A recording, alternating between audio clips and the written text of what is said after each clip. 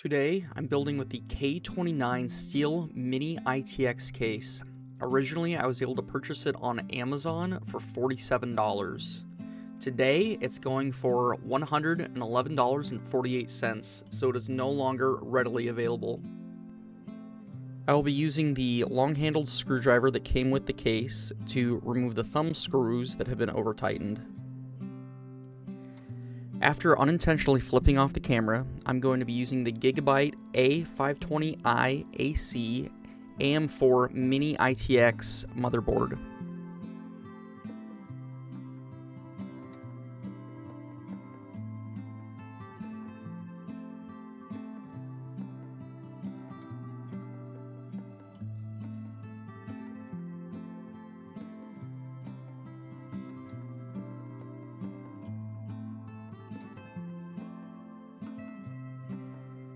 The motherboard ships with a standard I/O shield, manual, 4-pin fan extension cable, magnetic antenna, and a SATA cable, which we will not be using for this build.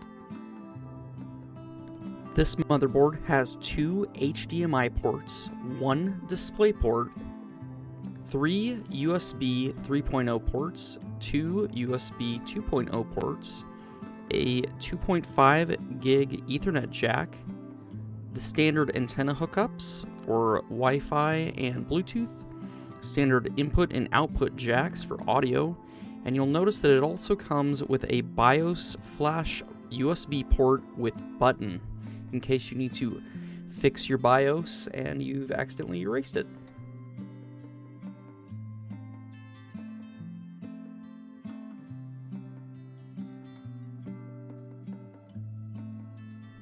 This motherboard has an M.2 slot, which we're going to be using for our storage. It has 2 RAM slots and has 4 additional SATA ports in case you need to add additional hard drives or SSDs later on.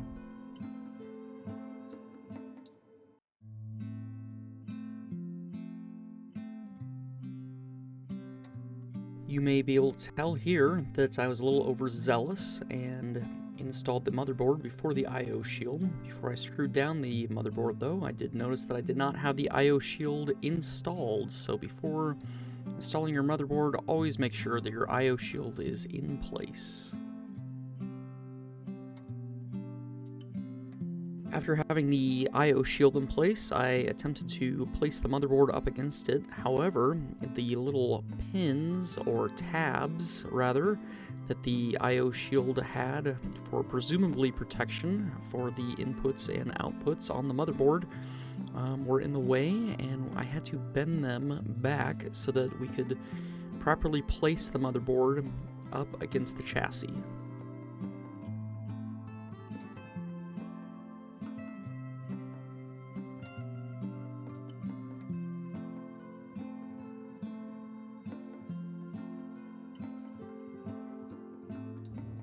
It took me several attempts to get the I/O shield properly lined up. However, after a few tries and several minutes, I was finally able to get all the pins / tabs bent so that I could properly install the I/O shield.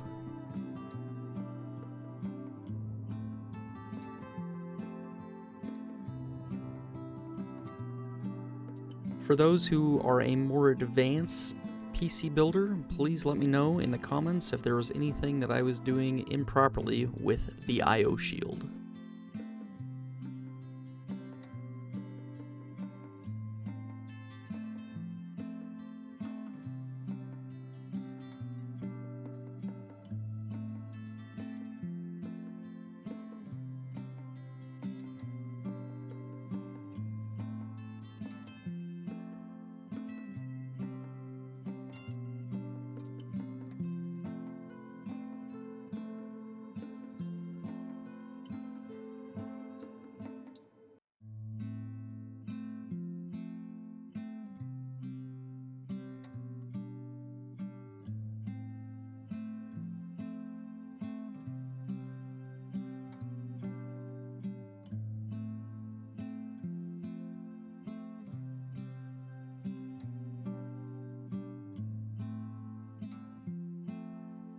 After having placed the motherboard back into the chassis, I'm going to screw it in using a Phillips head screwdriver.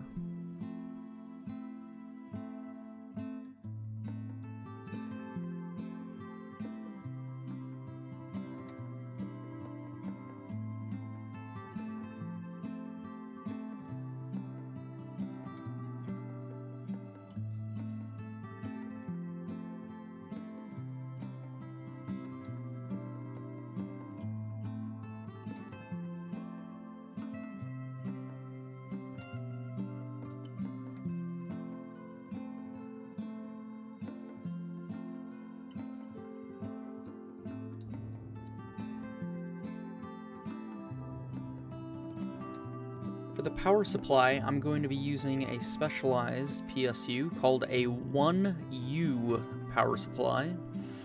These are specifically and typically used in servers or in small form factor builds where large power sources are not needed for large graphics cards.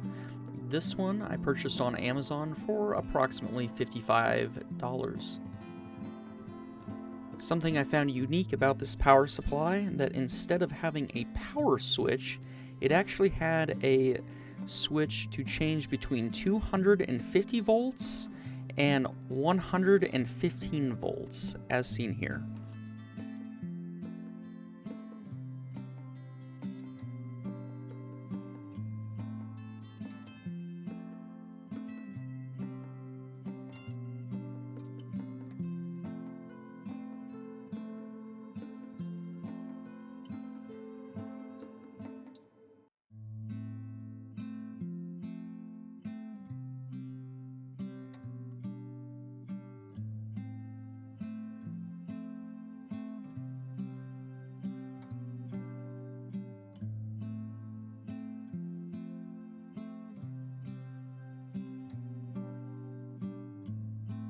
To secure the power supply to the chassis, I'll be using the 4 included screws.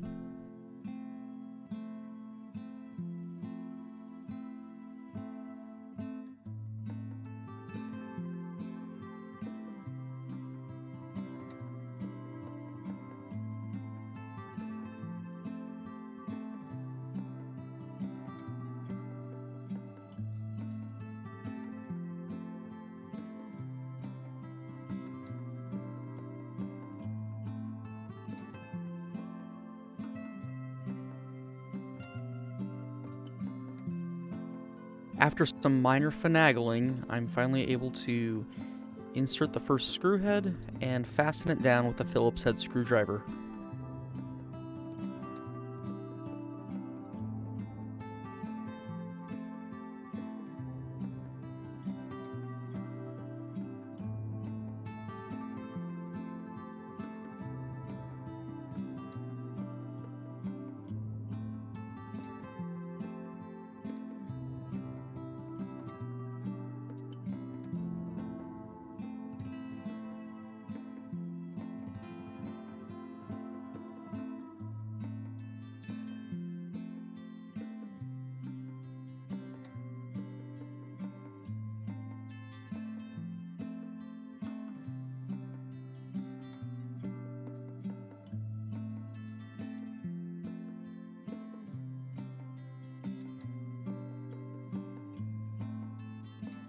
Next up, I will be attaching the ATX power cable to the motherboard and attempting to do some minor cable management, along with connecting power to the CPU power connector.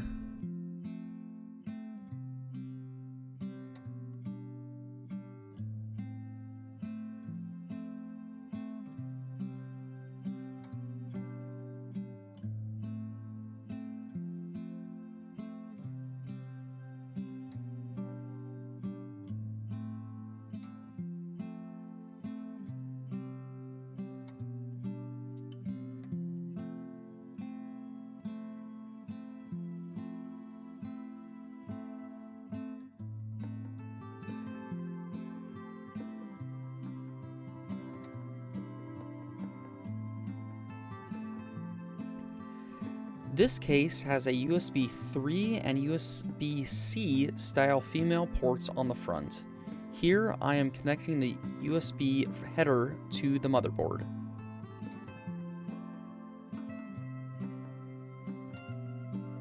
After installing the internal USB cord to the motherboard header, I decided that I wanted to reroute it through the case a different direction. You might be able to see the fear of God in my eyes as I realize the support bracket for the USB header is coming off as I remove the cord.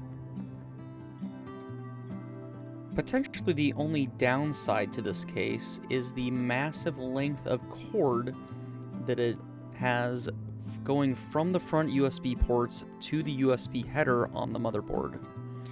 I feel that this could have been greatly shortened and have caused a lot less headaches further down the road, specifically for me.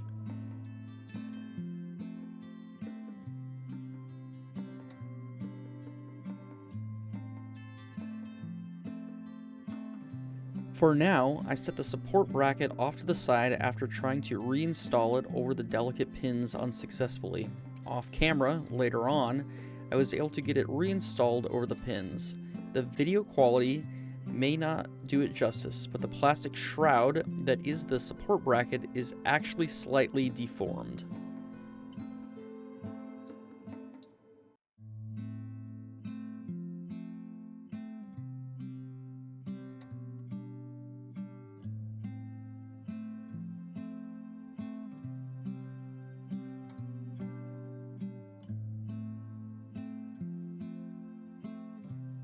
Since I no longer have the support bracket to help me identify which direction the USB header cord needs to be attached, I need to go off where the pins are located. You may be able to see here the header cord is lacking a pin in the corner.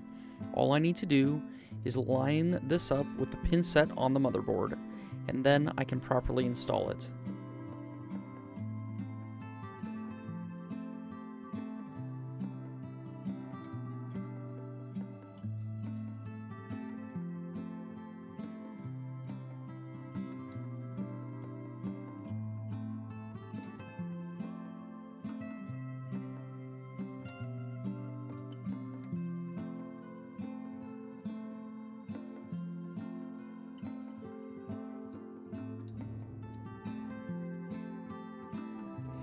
To help keep costs low, I'm using a single stick of RAM for this build.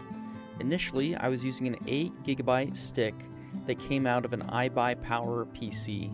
However, I ended up changing it to a 16GB stick from Corsair, off camera.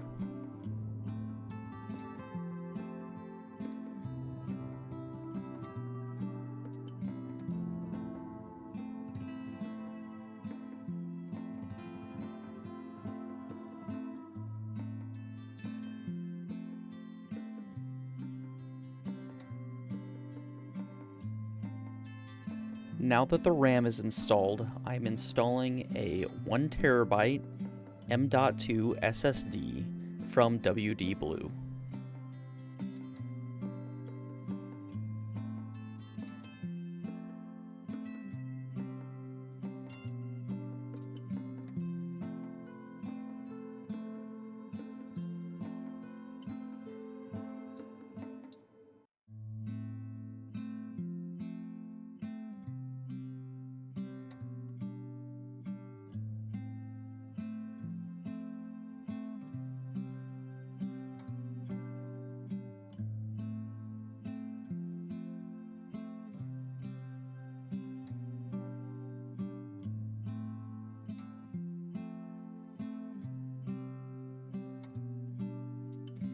Next up is the CPU. Since I'm using the AM4 platform and no dedicated GPU, I'm going to be installing the Ryzen 5 4600G.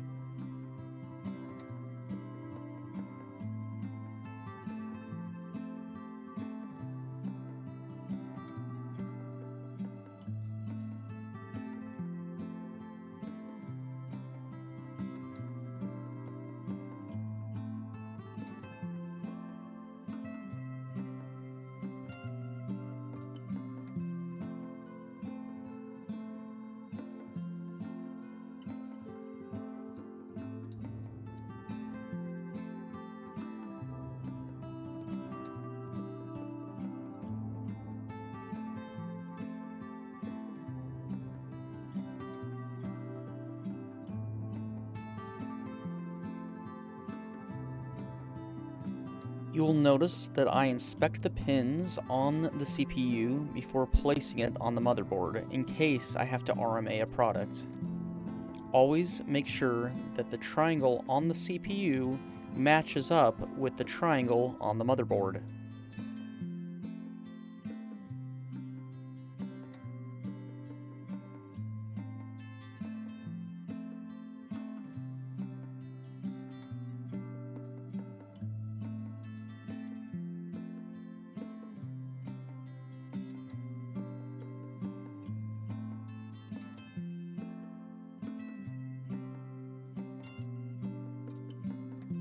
With no room for fancy air coolers, I used the fan that came with the CPU. I was surprised at how well it actually fit in the case. It sat right at the same level as the RAM, leaving plenty of room for the side panel.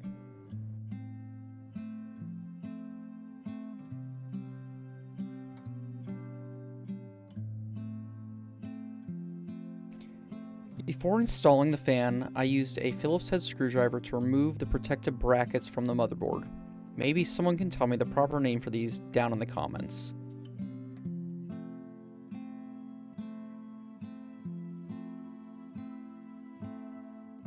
After ensuring the fan lined up how I wanted, I applied way too much thermal paste, spread it, and then installed the fan onto the motherboard over the CPU.